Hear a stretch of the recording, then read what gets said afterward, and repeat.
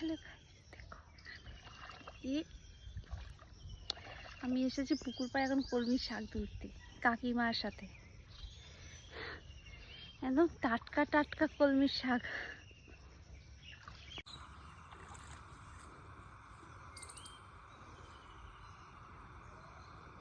এটা হলো মহাকাল মন্দির। হ্যালো গাইস, দেখো আমি আর কাকিমা এসেছি কলমির শাক তুলতে। হাই করো কাকিমা। আমাদের অল্প কটা তোলা হয়েছে, এখন কাকিমা তুলছে একদম পুকুরের টাটকা দেশি কলমির শাক।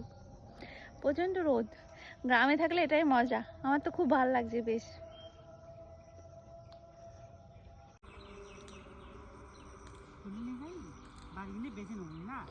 দেখো কাকিমা এত এত কলমির শাক তুলে এনেছে।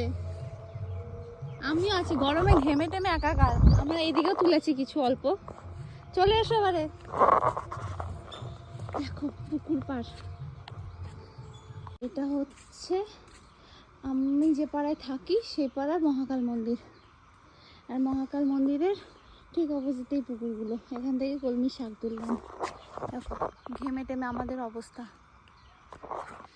অনেক সুন্দর জায়গাটা, অনেক ফুল গাছ আছে। এই যে ফুল গাছ, এইটা হলো অনেক বড় মহাকাল। এটা স্থাপিত, এখানে পুজো করা হয়।